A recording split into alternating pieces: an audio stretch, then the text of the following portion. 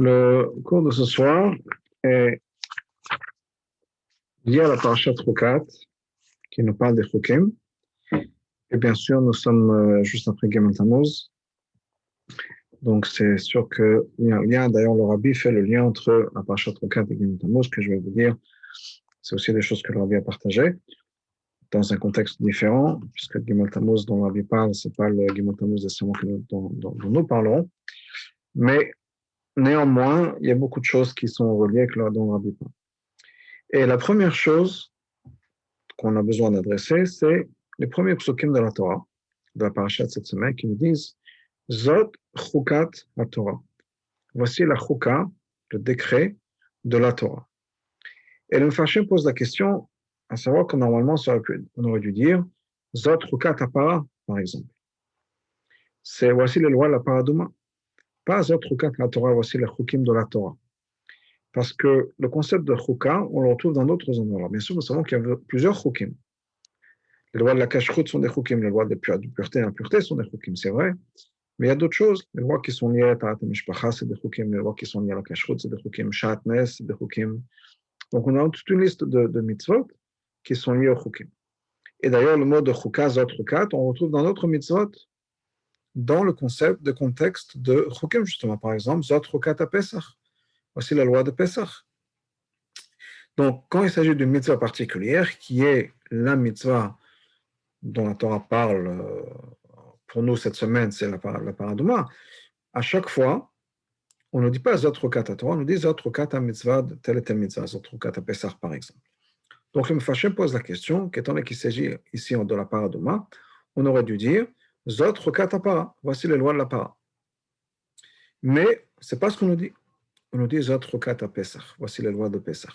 Zot Chukat à Torah, voici les lois de la Torah, le chukim de la Torah, comme si l'histoire de paradouma, c'est les chukim ou le chok de toute la Torah. Alors tout d'abord, quand on parle de chok, il faut bien sûr expliquer de quoi il s'agit. Je pense que beaucoup ici ce soir savent de quoi il s'agit, mais juste pour expliquer la différence entre les chukim, les différentes sortes de mitzvot que nous avons dans la Torah, et entre autres les chukim. Donc dans la Torah, on a trois catégories de mitzvot. Bien sûr, on peut diviser les mitzvot de plein de manières. Il y a les mitzvot ben adam lechavero, ben adam lamakom, entre nous et Hachem, des mitzvot qu'on peut dire plutôt religieuses, et ben adam lechavero, les mitzvot qui sont plutôt du social, entre hommes. Et mitzvah de tzedaka, d'être honnête dans les affaires. De manière générale, c'est la division qu'il y a entre les deux tables de la loi, la première table de la loi qui parle de choses qui sont ben adam lamakom, entre nous et Hachem. Anochi Hashem Elokecha, je suis l'Éternel ton Dieu, Lo yelcha Elokim achem, ne pas avoir d'autre Dieu, Shabbat. Donc, ce sont des choses qui sont liées avec Hachem. De l'autre côté, il y a le Tersach, le Tiknov, le Tenaf, il y a les mitzvot qui sont entre nous et nous, les humains, de ne pas voler, de ne pas tuer, de ne pas commettre d'adultère, etc., etc. Donc, des choses qui sont reliées à d'autres, au social, à l'interhumain. Et donc, c'est deux mitzvot. Ça, c'est une manière de diviser les choses. On peut bien sûr diviser les mitzvot entre mitzvot assez et mitzvot lot assez.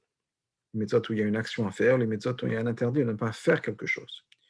D'ailleurs, on nous dit que, pour revenir aux 10 commandements, dans les 10 commandements, la première mitzvah, c'est une mitzvot assez, de croire en Dieu, et d'ailleurs de connaître Dieu. Pour être exact, dans les mots du Rambam, le Rambam nous dit que la première mitzvah, c'est l'aida de connaître, de savoir qu'il y a un Dieu. La connaissance de Hachem. Pas la emuna, mais la connaissance. Le Rambam, c'est dans le mot de la da'at, l'eda, de connaître. Donc, connaître, comme l'Admor Zaken l'explique dans Tanya, et dans d'autres endroits, c'est, comme on dit, Va'adam yada et chava, c'est une connaissance intime. C'est pas juste d'avoir entendu parler d'Hachem, c'est vraiment s'impliquer dans la connaissance, un lien profond, un échange profond. Donc ça, c'est Nochi Hashem Elokecha. La deuxième mitzvah, c'est lo yelecha, de ne pas avoir d'autres dieux, un interdit. Donc, de manière générale, on a une autre manière de catégoriser ces mitzvot, comme les mitzvot où il y a une action à faire ou les mitzvot où il y a un interdit, ne pas faire quelque chose. Donc, il y a plusieurs manières de diviser les mitzvot. Et, entre autres, il y a donc cette division en trois, qui sont les mishpatim, edut et chokim. Alors, de quoi s'agit-il? Mishpatim, ce sont les lois qui sont complètement logiques. D'ailleurs, Chazan nous dit plusieurs fois, Rachel le ramène, ce sont des mitzvot que même si on n'avait pas eu la Torah, une société saine et normale a ce même genre de mitzvot, comme le Chazal me dit, c'est les mitzvot, que même les goïms ont le même genre de loi, et il y a d'ailleurs une mitzvah particulière de ne pas aller chez le goïm pour ces lois-là, même si c'est la même chose, on est obligé de faire ça d'après la Torah. Par exemple, une dispute au niveau argent, un problème financier entre deux partenaires ou deux personnes, bien, il y a des lois dans tous les pays, en tout cas les pays civilisés et organisés et basés sur des lois, et on a quand même une mitzvah de respecter, d'aller d'abord passer par un din Torah, de voir ce que la Torah nous dit de faire. Si pour une raison ou une autre, ça ne suffit pas, on a la possibilité d'aller au tribunal chez les non-juifs, mais c'est toute société à ce genre de loi-là. Comme je disais, c'est ne pas tuer, ne pas voler, vivre comme il faut dans une bonne société. Ça, c'est les mishpatim, donc les mitzvot qui ont un sens tout à fait logique. Ensuite, on a les mitzvot qui sont des témoignages, littéralement. C'est-à-dire, ce sont des mitzvot auxquels on n'aurait peut-être pas pensé, mais qui servent de témoignage, entre autres, de la sortie d'Égypte, bien qu'Hachem a créé le monde, et elles ont une logique derrière. Et une fois qu'Hachem nous a expliqué, nous l'a donné, on comprend le besoin d'avoir ces mitzvot. Entre autres, par exemple, nous avons les Yamim Tovim, les fêtes. Et une bonne partie des fêtes, c'est quoi? Parce que Dieu nous a fait sortir d'Égypte, donc c'est Pessah, on a reçu la Torah, donc on a reçu la Torah, c'est le Shavuot, Sukkot, c'est pour marquer le fait que Dieu nous a protégés dans le désert, il y avait ces nuées, etc. Donc, on a cette idée de remercier Hachem, on a cette idée d'avoir une fête nationale, qu'on comprend très bien, chaque pays a sa fête nationale, chaque nationalité a sa fête nationale, des moments importants, que ce soit, je sais pas, l'Avdil en France, le 14 juillet, aux États-Unis le 4 juillet ou autre, il y a un jour, on marque la naissance de notre nation et on marque le coup avec des festivités, etc. Bon, nous, on fait ça à notre manière. Il y a Pessah, il y a Shabbat, que Dieu a créé le monde. Donc, encore une fois, il y a une logique interne qui est évidente. Peut-être que nous, on aurait pensé à une manière différente de célébrer la sortie d'Égypte, mais en tout cas, on comprend très bien qu'il faut célébrer la sortie d'Égypte, comment le faire, etc. Ça, ce sont les doutes. Ensuite, derrière, on a les chokim. Les chokim, ce sont des mitzvot qui n'ont aucune logique. Comme je disais, le shatnez, comme Bassa Bechalav, par exemple, le mélange interdit de lait et de viande, ce sont des choses qui, on les fait parce que c'est la volonté de Dieu. Il n'y a pas de logique.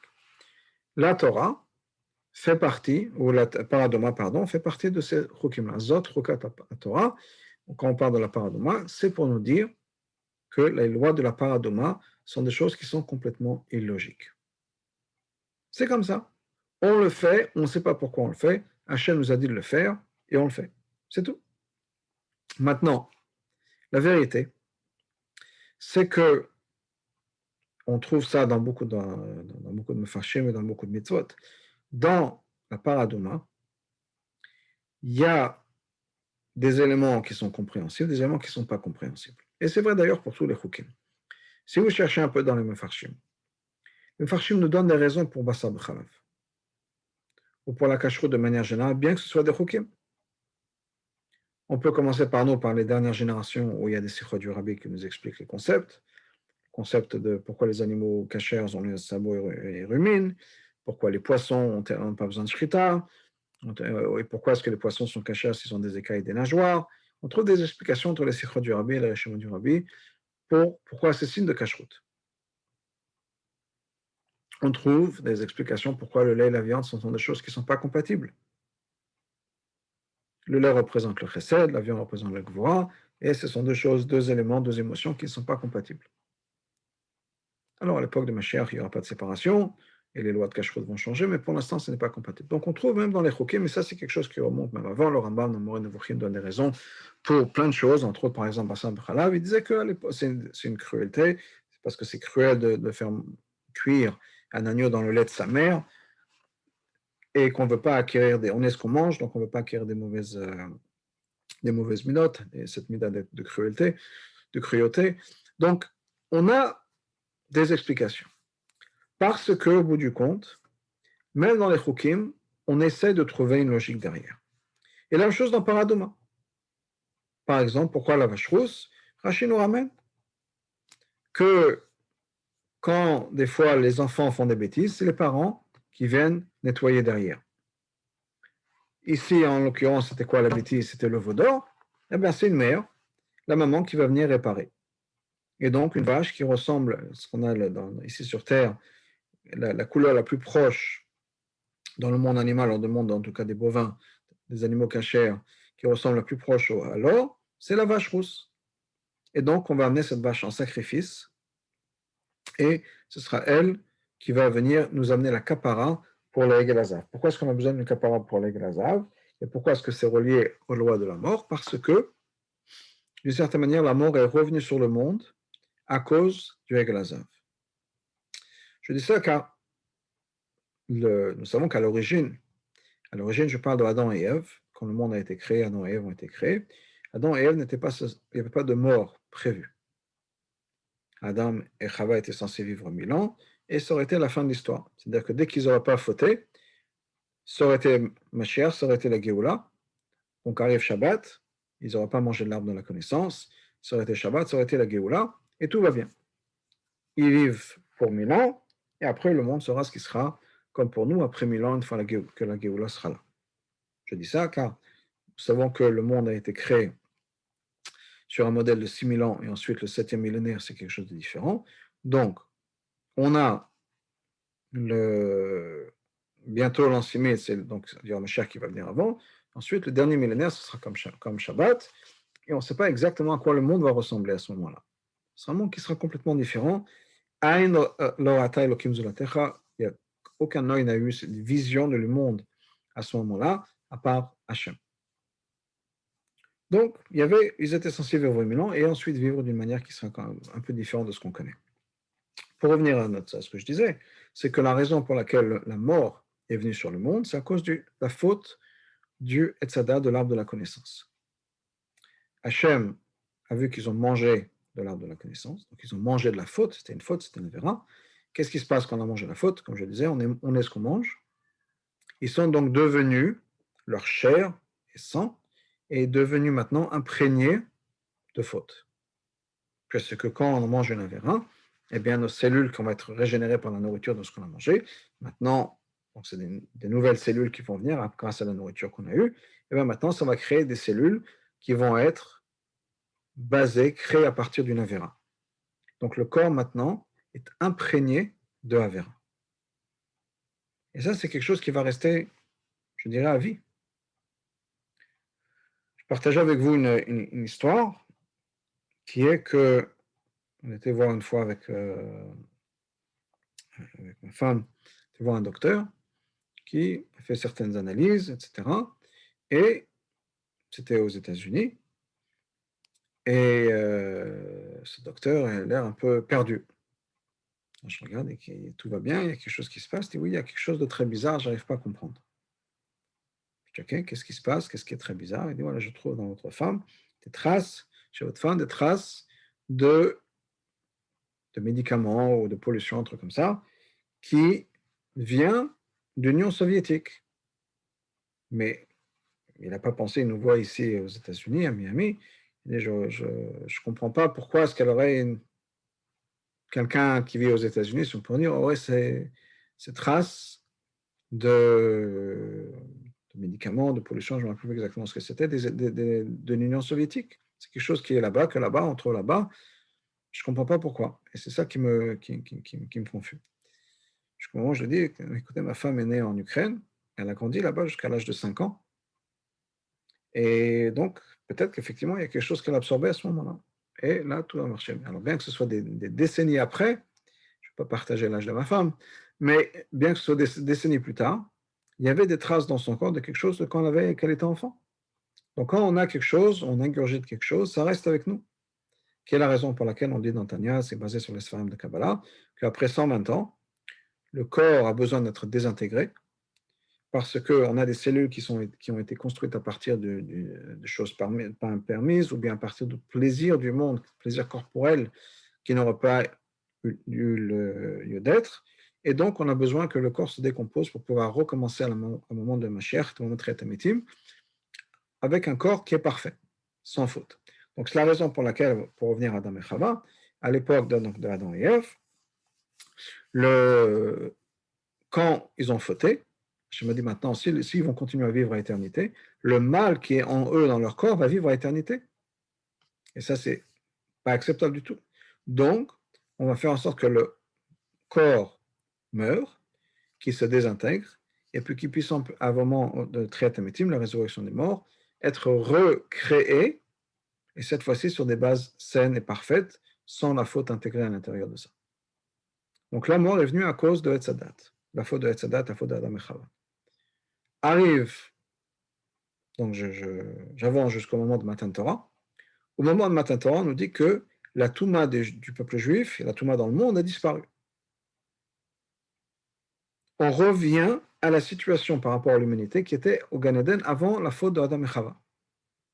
Un moment de pureté tel qu'il était à l'époque. Malheureusement, avec le Egel Hazav, c'est revenu cette Touma. Mais c'était une situation où, d'une certaine manière, la mort a été éradiquée. C'était la situation là. Maintenant, malheureusement, à cause du Egel Hazav, la mort revient. Et donc, c'est pour ça que le Paradoma, qui vient nous nettoyer de la Touma qui vient à cause de l'impureté, à cause de la mort, parce que c'est venu à cause du Egel Hazav.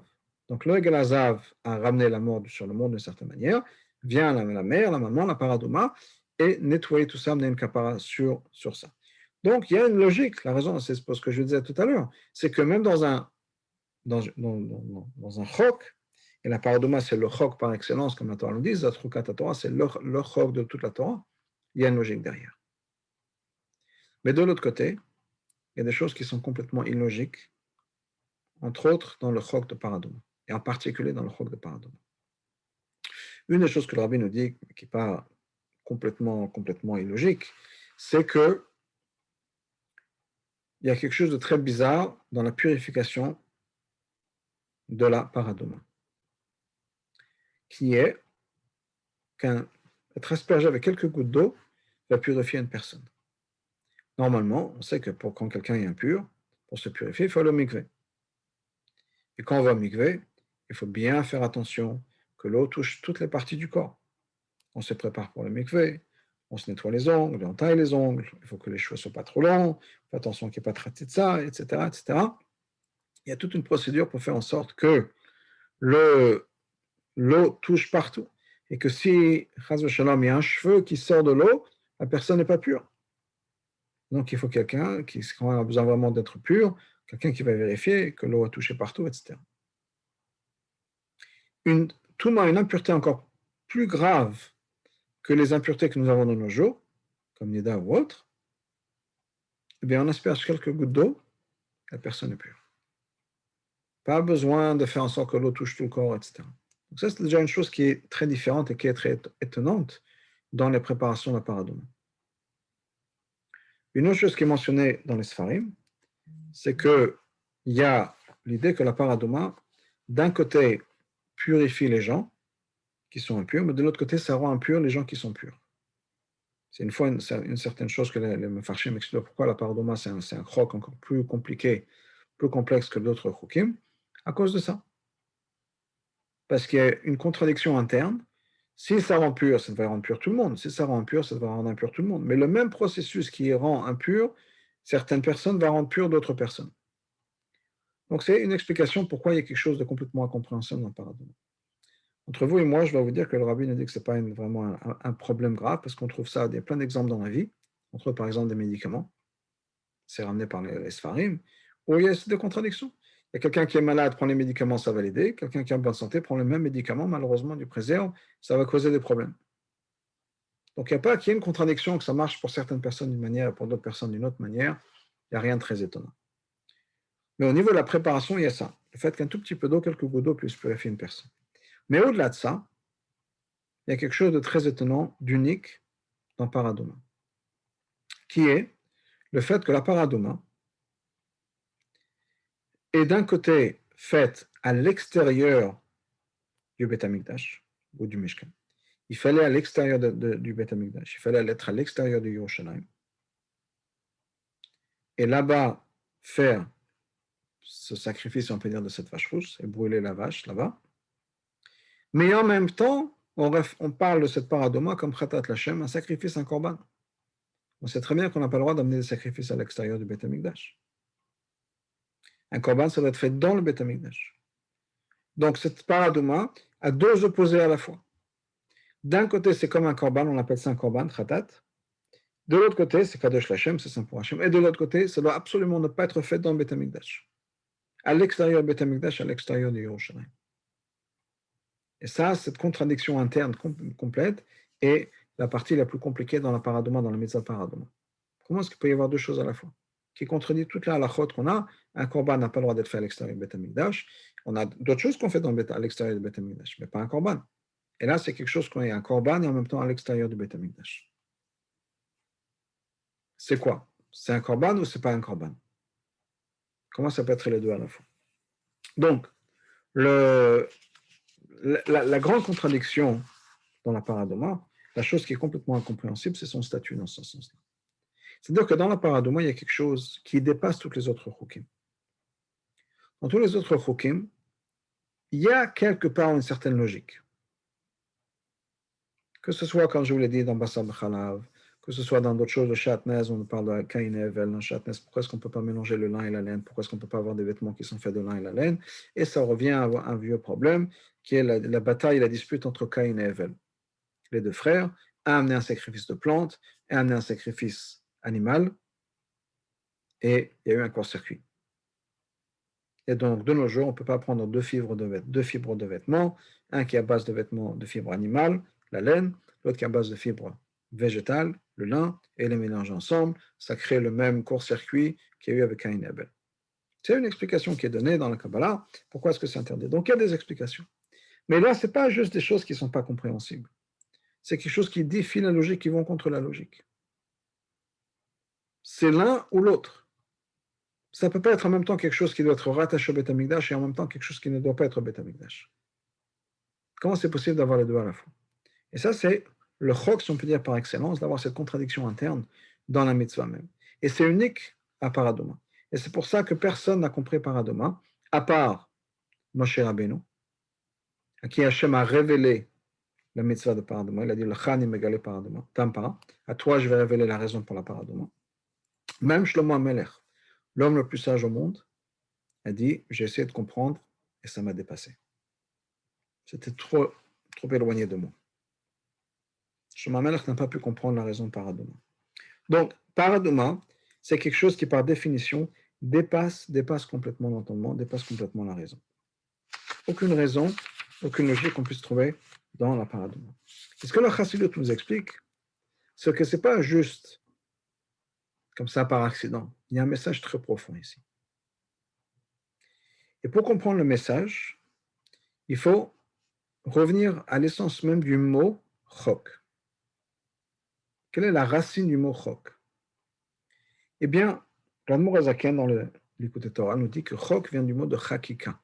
Chakika, ça veut dire gravé. Comme un texte écrit gravé dans la pierre, comme l'étape de la loi, par exemple. Et il met ça en parallèle avec l'écriture. J'ai parlé d'étape de la loi, alors parlons de l'écriture dans Sefer Torah. Quand on écrit, qu'est-ce qui se passe?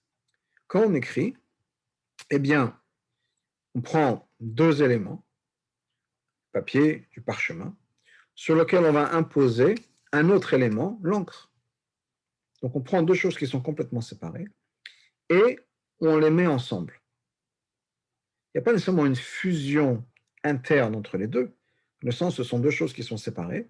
C'est vrai que pour l'instant, l'encre est sur le papier, ça peut toujours être effacé, gratté, surtout sur du parchemin, et donc il n'y a pas vraiment une fusion des deux. Alors bien sûr, ils sont ensemble, l'encre est collée, si on peut dire, au parchemin, mais ce sont deux choses séparées à la base et qui restent séparées. Parce que si l'encre devient parchemin, ou l'encre disparaît, il n'y a plus de mots.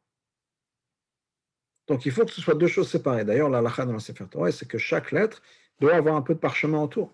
S'il y a deux lettres où il n'y a pas de parchemin autour, ce qui voudrait dire en d'autres mots que les deux lettres se touchent, c'est le Sefer Torah, les tefillin et les mezuzot ne sont pas cachés. Donc on a absolument besoin de faire en sorte qu'il y a un espace de parchemin autour. Donc que ces deux choses restent bien séparées. Il y a l'encre et il y a le parchemin. On prend deux éléments qui vont travailler ensemble, mais qui sont quand même deux éléments séparés. Par contre, quand on grave un texte dans la pierre, le texte fait partie de la pierre. C'est pas qu'on a rajouté quelque chose.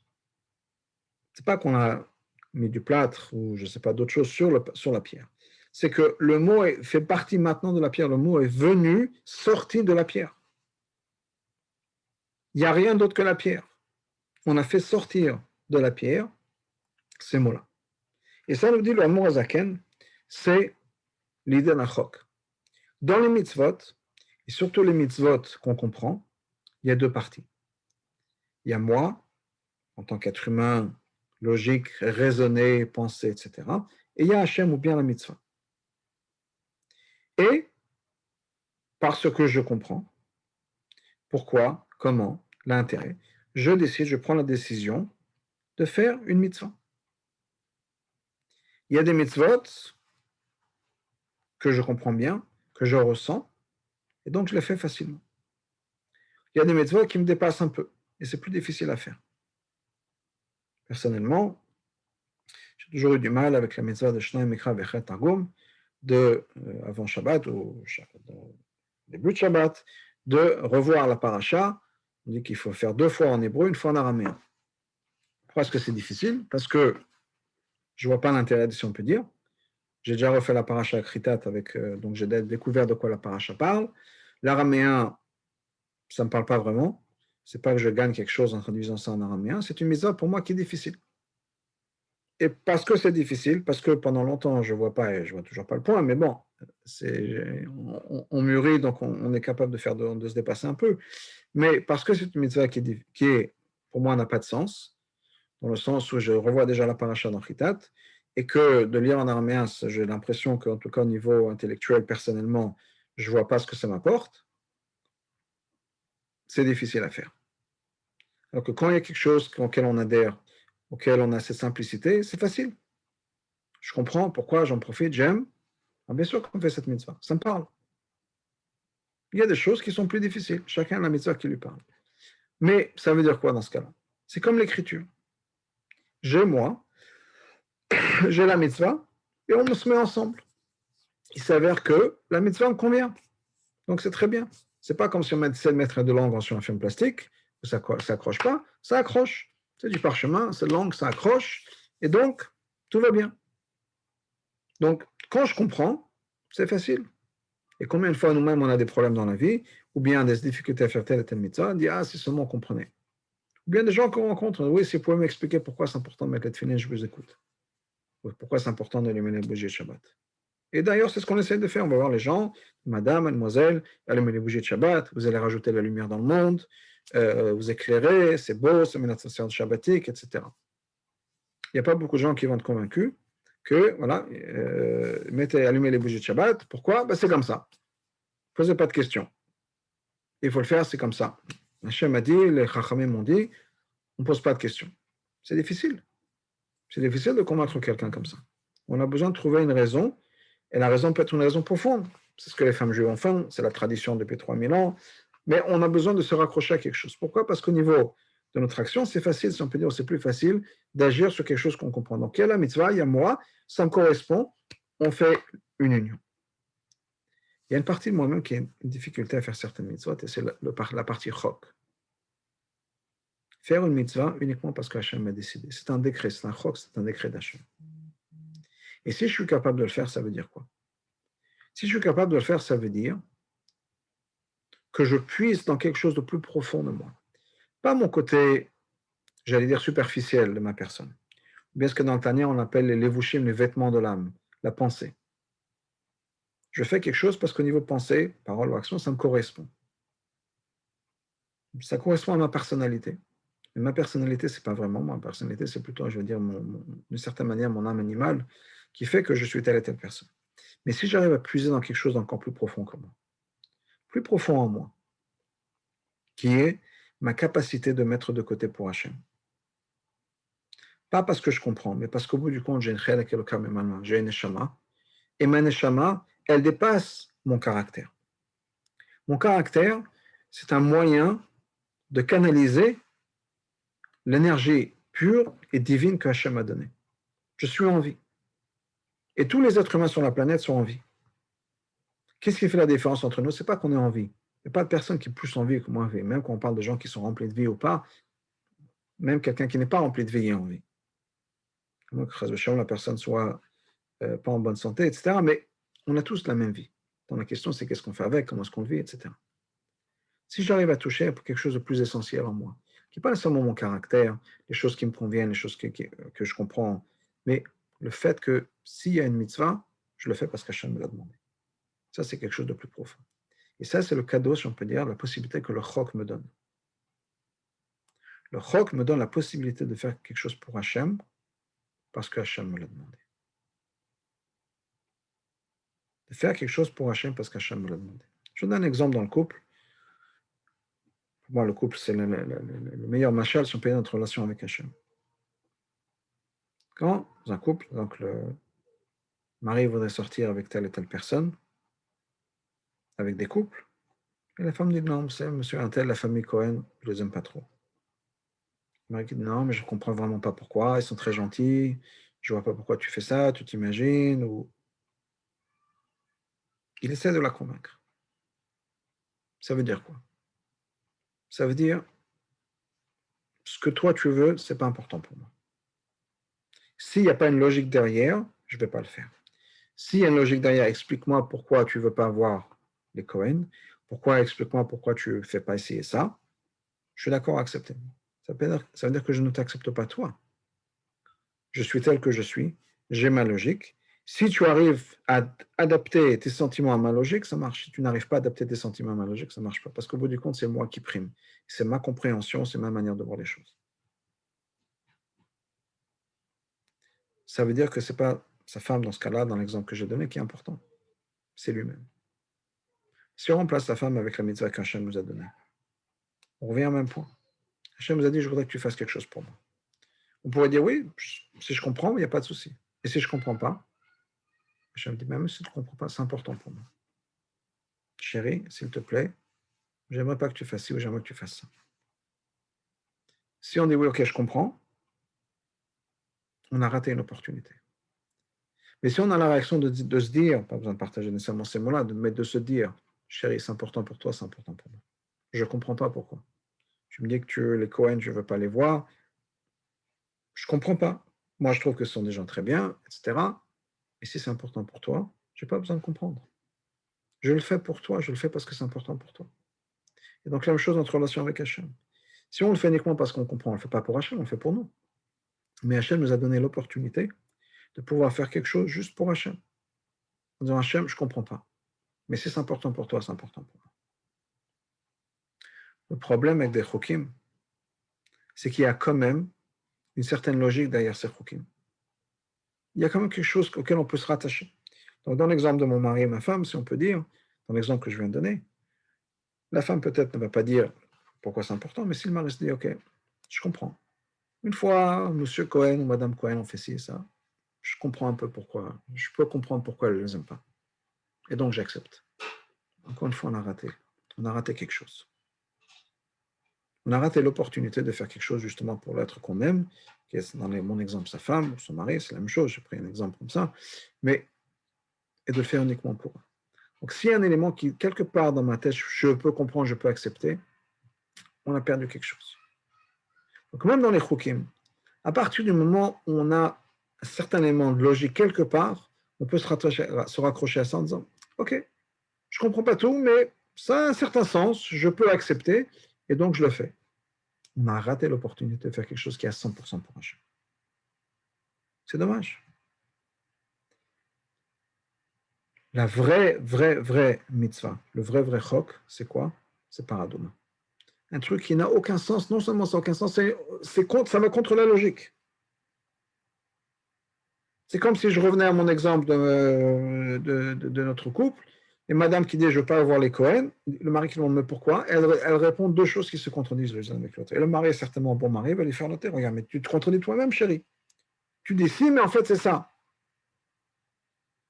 Soit logique, soit A, soit B. Maintenant tu me dis c'est A et B à la fois, je ne le comprends pas. Il n'y a pas de logique dans ton argument. Donc non seulement il ne peut pas accepter, mais l'argument, l'excuse qu'il va lui donner, c'est quelque chose qui n'a aucune logique. Et bien dans la même chose au niveau de la mitzvah de paradoma. c'est quelque chose qui va absolument contraire à la logique. Et donc, le mari ou le peuple juif, dans mon exemple, qui regarde cette mitzvah que Hachem l'a donnée, il peut dire, mais il n'y a aucune logique, ça n'a aucun sens.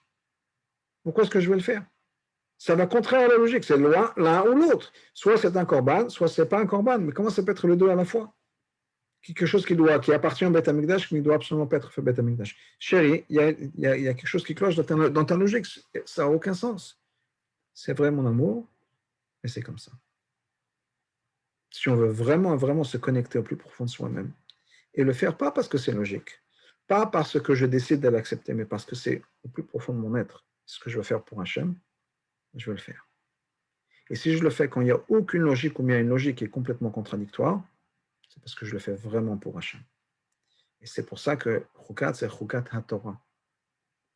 Parce que c'est le seul chok qui non seulement n'a pas de logique, mais une logique, la logique qu'on pourrait trouver est une logique contradictoire. Ou bien il y a un élément contradictoire dans cette mitzvah.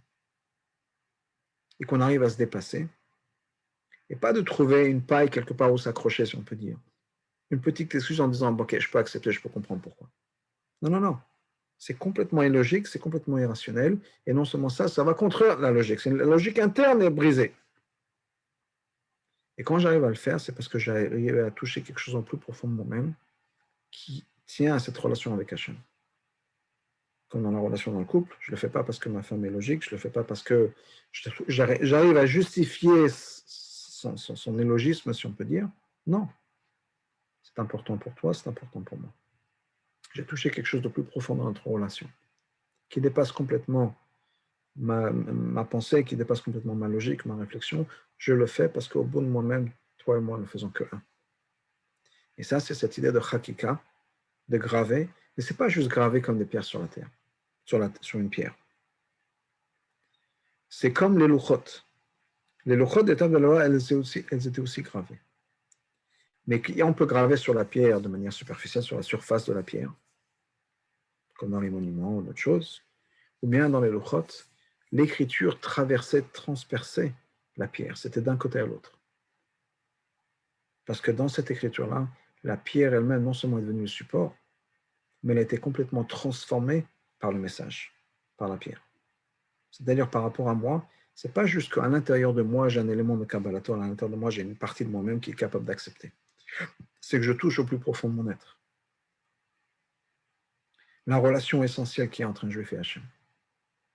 Le fait que ma pierre, si on peut dire, est complètement traversée, transpercée par le message de Hachem.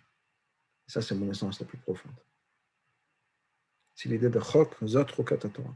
C'est pour ça que le parachat de Para, cette relation avec Hachem qui est symbolisée ou exemplifiée par quelque chose qui n'a aucune logique, qui va contraire à la logique, c'est l'exemple même de la relation entre un juif et Hachem, qui dépasse toute logique, qui dépasse toute logique interne. Et combien de fois, malheureusement, à travers l'histoire, on a eu des débats. Et il y a eu des choses qui ont été dites. Et peut-être qu'il y a eu des gens à travers les générations, et certainement, je ne dis pas peut-être, certainement, il y a eu des gens qui n'avaient pas de réponse. Parce qu'il y a eu des débats philosophiques, ou bien des gens qui ont été peut-être pas nécessairement les plus éduqués, à qui on a dit, soit vous convertissez à la religion de l'époque, que ce soit l'islam, que ce soit le christianisme ou d'autres, soit on vous tue. Ils n'avaient peut-être pas les éléments pour rentrer dans un débat, pour expliquer pourquoi la Torah et les mitzvahs, c'est plus important que d'autres religions. Ils ont donné leur vie pour Hachem. Parce que c'est comme ça. Parce qu'il s'agit là de l'essence la plus profonde du lien qui existe entre nous et Hachem. Le fait qu'il n'y a pas de question. Le fait qu'on ne fait qu'un avec Hachem. Qu'on comprenne ou qu'on ne comprenne pas. On ne peut pas se séparer d'Hachem. Comme l'Admor Zaken nous dit, c'est Ram de Dantania, non, Yom Yom, pardon, un juif ne peut pas et ne veut pas être séparé d'Hachem. Ce n'est pas juste qu'il ne veut pas. Il ne peut pas.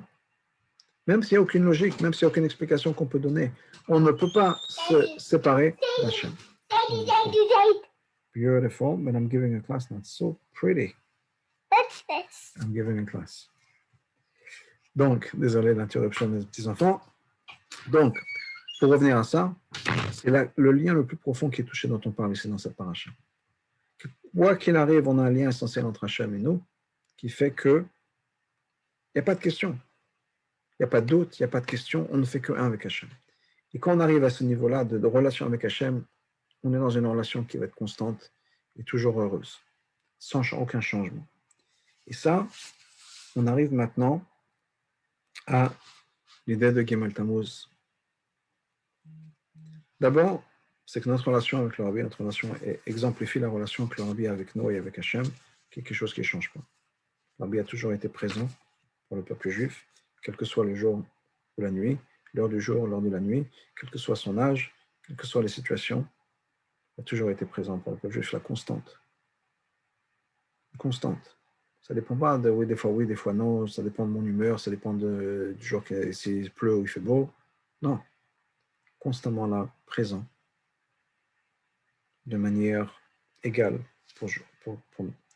Mais au-delà de ça, cette idée de Kabbalah, cette idée de bien le plus profond qui est lié, qui ne change pas, quelque chose de tellement profond que ça ne peut pas changer. Il n'y a rien qui va le changer. C'est aussi le message de Gimel Tammuz, c'est aussi le message du Rabbi précédent. Ça, le Rabbi l'a dit pour le Rabbi précédent aussi. Le Rabbi précédent, quelle que soit la situation où il se trouvait, était constamment dans une vie de Messirut Nefesh, de donner à sa vie pour le peuple juif et pour Hachem. Et à travers l'histoire du Rabbi précédent, on voit ça. Le Rabbi nous dit que pour le Rabbi précédent, ça, ce qu'on appelle en Yiddish un Rabbistra, sa Nesiut, son travail avec le peuple juif, qui a duré à peu près 30 ans, de 1920 à 1950, est divisé en 3 époques, 3 grandes périodes. 10 ans, 10 ans, 10 ans. 10 ans en Russie soviétique, 10 ans après la sortie de la Russie soviétique, à travers les années où il a vécu avant la Shoah en Pologne et dans notre pays de l'Est, et les 10 dernières années de sa vie aux États-Unis. Et à chaque fois, c'était des travaux différents, c'était des efforts différents à faire. En Russie soviétique, les gens étaient intéressés dans le judaïsme. Ils voulaient, ils avaient peur. Certains se sont éloignés parce qu'ils avaient peur, parce qu'on ne pouvait pas ne pas travailler Shabbat, quelles que soient les raisons. Et c'était des gens qui étaient intéressés. Mais il fallait trouver les moyens de le faire. C'était une bataille de lever de fonds, d'envoyer des gens pour enseigner les enfants, d'ouvrir des mikvot, de s'assurer qu'il y ait la shrita, etc. C'était 10 ans de sacrifice sur les années les plus difficiles, les années du régime soviétique, de Lénine, de Staline, ensuite Marshemont, des années horribles. Le précédent était là, à se sacrifier, à donner de lui-même, et ses chassidim, ce qui n'est pas facile. Comme un parent qui voit ses enfants sacrifiés, c'est quelque chose d'horrible, c'est comme ça que le Rabbi l'a vécu. Et malgré tout, il a fait Messirut Nefesh. Kabbalatol, on est là pour Hachem. Il n'y a pas de quand c'est facile, oui, quand c'est pas facile. Une fois que le Rabbi est sorti de l'Union soviétique, il a eu 10 années où il a passé une bonne partie de sa vie en Pologne. En Pologne, c'était l'époque où il y avait beaucoup de juifs, en Varsovie entre autres, et beaucoup de juifs religieux, beaucoup d'autres groupes chassidiques. Et là, c'était des enseignements de la chassidoute. Il ne s'agit pas d'établir le judaïsme. Le judaïsme était très établi, très bien établi en Pologne. Il ne s'agit pas, donc il n'y a pas besoin d'avoir des Messirut Nefesh pour ouvrir des chadarim, pour ouvrir des mikvaot, pour s'assurer qu'il y a la shrita. Tous ces services-là étaient absolument disponibles, il n'y avait pas de souci à ce niveau-là. Mais c'était pendant 10 ans, il fallait partager la chassidoute.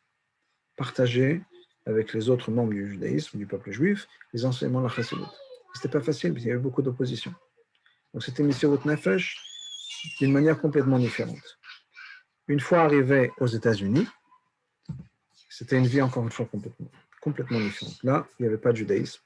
Il n'y avait pas nécessairement d'opposition, dans le sens comme c'était dans l'Union soviétique, mais il y avait une apathie complète, gens qui n'étaient pas du tout intéressés, ou pire, qui étaient désintéressés. Des gens qui sont venus aux États-Unis pour se sauver de leur vie juive. Quand leur vie précédent est arrivé aux États-Unis, il dit que la première nuit, le premier soir, et dès qu'il est arrivé, il a dit qu'il va commencer une yeshiva. Et il va transformer les États-Unis, en faire en sorte que les États-Unis soient un Makom Torah, un endroit de Torah. Le Rabbi précédent écrit dans son journal, il écrit qu'il y a des amis qui sont venus voir en disant Rabbi, on veut vous épargner une souffrance, on veut vous épargner d'être déçu, une déception profonde. En Amérique, il y aura de la Torah quand les cheveux vont pousser sur la palme de la main. C'est-à-dire jamais. Le rabbi précédent écrit, vous imaginez les larmes que j'ai eues quand c'est des gens, des bons amis, c'est pas qu'ils voulaient me faire du mal, au contraire. Ils voulaient éviter que je sois déçu, profondément déçu. Ils voulaient me prévenir, me protéger. Mais c'est avec ça qu'ils devaient travailler. Quand même les gens proches du rabbi ne croyaient pas en son rêve, ne croyaient pas à cette transformation qu'il a fait. Alors bien sûr, les États-Unis, on les connaît aujourd'hui, mais au départ, c'était un travail vraiment profond et difficile. Des situations complètement différentes, mais quelle que soit la situation, le rabbi nous dit, le rabbi précédent a eu une messirut nefesh totale. Il a dit ce qui est pas normal dans le sens où chacun a son dire à son travail, sa mise en manière de faire les choses. Même de nos jours, il y a des shluchim, par exemple, qui travaillent avec les jeunes. Il y a des shluchim qui travaillent avec des gens qui ne sont pas religieux. Il y a des shluchim qui travaillent dans les communautés religieuses. Il n'y a pas beaucoup de monde qui est capable de faire tout le travail de la même manière, de manière égale. Ce n'est pas possible. Et là, une personne qui l'a fait. Pourquoi? Parce que c'est pas, une fois, c'est une relation avec Hachem qui dépasse le confortable, qui dépasse la personnalité, qui dépasse mon caractère, ce qui me convient, ce qui ne me convient pas, etc. C'est une relation pure, ma relation avec Hachem. Ma relation avec Hachem, quelle que soit la situation, c'est là où je me trouve, je vais faire mon maximum pour avoir cette relation avec Hachem. Donc cette idée de Yudbet Amos, Gimel Tammuz, c'est aussi l'idée de Messirut Nefesh de Kabbalah Tov, et l'idée d'avoir, bien sûr, des contradictions entre les deux. C'est-à-dire qu'on a d'un côté une relation pure avec Hachem, on a de l'autre côté la situation telle qu'elle est. Gimel Tammuz, même pour l'armée précédente, c'est un jour comme ça. Gimel Tammuz, au niveau de l'histoire, c'est à l'époque de l'armée précédente, en 1927, à Fresh Pesaïn, l'armée précédente est arrêtée le 15 Sivan. Le 3 Tammuz, le rabbi était, un peu avant, quelques jours avant le 3 Tammuz, le rabbi a été convoqué en lui disant qu'il va être libéré, pas libéré à 100%, mais on va l'envoyer en exil. Comme on peut imaginer la Sibérie, ce n'était pas la Sibérie, c'était un autre endroit aussi sympathique, mais la même idée, dans le goulag. Le rabbi précédent avait vu sur son dossier, pardon, c'est arrivé effectivement le 3 Tammuz, que la première punition qu'il devait recevoir, c'était mise à mort. Ça a été barré. Et à la place de ça, c'était 10 années goulag qui étaient barrées, ça a été remplacé par 3 ans. Le 3 Tammuz, dit au rabbi, voilà ce qui va se passer. Et vous allez partir, vous allez prendre le train pour vers cet exil, vers ce goulag. Dans cette situation, le 3 Tammuz, c'est le jour où le chassidim ont appris, le rabbi précédent a appris, que de la mort, le jour où il devait être mis à mort, c'est le jour où sa vie a été sauvée. Quand il a été envoyé en exil, on ne savait pas encore à l'époque que 10 jours plus tard ou 9 jours plus tard, il allait être libéré. Donc ça, des années en exil dans le goulag en Sibérie ou un truc comme ça. Des années difficiles. Il s'avère que Gimel Tammuz, c'était le début de la Géoula. Mais à l'époque, on ne savait pas encore tout de suite. La première année, on ne savait pas comment ça allait se passer. Donc c'était des moments difficiles. Et Gimel Tammuz a cette contradiction. D'un côté, c'est une Géoula, de l'autre côté, on n'est pas sûr exactement comment ça se passe. C'est des moments difficiles. Donc, voilà ce qui se passe. Voilà comment on voit les choses. D'ailleurs, pour parler de la Messirut Nefesh du rabbi précédent, alors, quand le rabbi précédent a demandé, quand on a dit au rabbi précédent, que voilà ce qui va se passer, vous allez partir en train, on va vous envoyer dans le goulag, le rabbi précédent tout s'est demandé combien de temps ça va prendre. Quand est-ce que je vais arriver? Il a répondu que ça va prendre un certain nombre de jours et qu'il va arriver Shabbat. Le rabbi précédent dit, je ne pars pas. Il dit, comme ça, tu ne pars pas. Ce n'est pas à toi de décider quand tu pars ou quand tu ne pars pas. On ne t'envoie pas en vacances. Tu es envoyé au goulag. Le précédent, je partirai. Il a dit, je ne partirai pas. Si j'arrive Shabbat, je ne pars pas. Il est resté un jour de plus en prison pour ne pas arriver Shabbat. Et il a accompli ça chez les Russes, les communistes, qui n'allaient pas voyager, arriver Shabbat. Rester dans le train Shabbat, ce n'est pas un problème. Si on voyage et qu'on ne sort pas, il n'y a pas de problème. Mais sortir du train, ce n'est pas possible. Et je ne vais pas arriver Shabbat. Et donc, ils l'ont écouté. Ce qui n'est pas simple. Qu'un prisonnier qui va décider quand il part pas. Il se retourne dans ces situations-là. De nos jours, Gimel Tammuz me fait aussi penser à cette idée-là donc l'inspiration du rabbi, même si c'est difficile, même si ça n'a aucune logique, si on peut dire. Et je pense, souvent quand ça arrive Gimel Tammuz, et là je parle du rabbi maintenant, à la manière dont le Rabbi, lui, a vécu son Gimel Tammuz à lui personnellement, qui est Yud Shvat. Yud Shvat, c'est le jour où le Rabbi précédent, et la Istalkut, la Lula du Rabbi précédent. Et d'un côté, le Rabbi, à travers toutes les années de Yud Shvat, n'a pas cessé d'inspirer les gens à faire mieux, à avancer, etc., etc. Un jour d'inspiration, un jour de connexion avec Hachem, un jour de profiter. Mais si on écoute le mot du Rabbi, les fabricants du Rabbi, ce que le Rabbi disait sur la disparition du Rabbi précédent, ce n'est pas quelque chose qui était facile. Ce n'est pas qu'il a nécessairement regardé Yud Shvat comme le jour le plus agréable de l'année. Au contraire, combien de fois pendant les fabricants de Yud Shvat ou préparation de Yud Shvat, le Rabbi pleurait. Il dit que c'est difficile, que le Rabbi précédent n'est pas avec nous, le Rabbi n'est pas là. Il y a eu un fabricant Rabbi que quand il a la dans le Rambam, que quand un élève est en exil, son Rabbi doit être avec lui en exil. Et dit voilà, le Rabbi dit nous, on est en galoute. On devrait avoir le Rabbi avec nous. L'Alacha nous dit que le Rabbi doit rester avec nous, doit être avec nous. Comment c'est possible une chose pareille que le Rabbi soit parti? Et des pleurs et des larmes. Donc, ce n'était pas un jour facile. Mais malgré toutes les difficultés que ça pouvait avoir et la manière dont le Rabbi, pour lui, il manquait son Rabbi à lui, il n'a pas cessé d'être nous inspiré. Et ça, pour moi, c'est exactement cette idée de Chukat Torah, que le Rabbi, donc, encore une fois, relie avec cette idée de Gimel Tammuz, la Messirut Nefesh du Rabbi précédent, qui est que quand on est lié avec Hachem de manière tellement profonde, quelles que soient les difficultés, quelles que soient les choses qui se passent dans la vie, il n'y a rien qui va nous arrêter. Gimel Tammuz, c'est un jour difficile. Mais ce n'est pas un jour où on s'arrête, au contraire.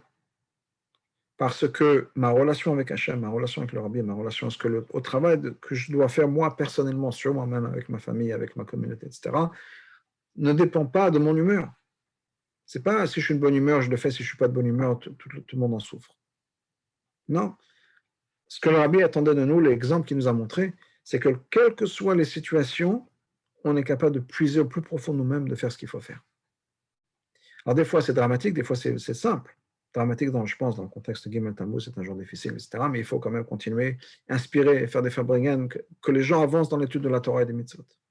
Des fois, c'est d'autres choses. Je suis fatigué, je rentre du travail, je suis fatigué, une journée difficile, j'essaie de finir Chitat et Rambam, je suis trop fatigué, je referai ça demain. Non. Notre Messirut Nefesh à nous pour aujourd'hui, c'est que ma connexion avec Hachem ne va pas dépendre de je suis fatigué, je ne suis pas fatigué. Si j'ai besoin de faire Chitat et Rambam, je le fais. Ah, je suis fatigué, oui, c'est vrai qu'on est fatigué, et alors? Et alors? Absolument, on est fatigué, on n'est pas de bonne humeur. Quelle que soit la bonne situation, c'est absolument vrai. Mais notre relation avec Hachem ne dépend pas de mon humeur ou pas. Si ça dépend de ça, c'est que c'est une relation un peu superficielle. Donc de trouver en nous la force que quelle que soit la situation, quel que soit le moment, de faire ce qu'il faut faire. De faire ce que Hachem attend de nous, de faire ce que Rabbi nous a demandé de faire. Et ça, c'est cette leçon de Gimel Tammuz qui a ces deux opposés à la fois.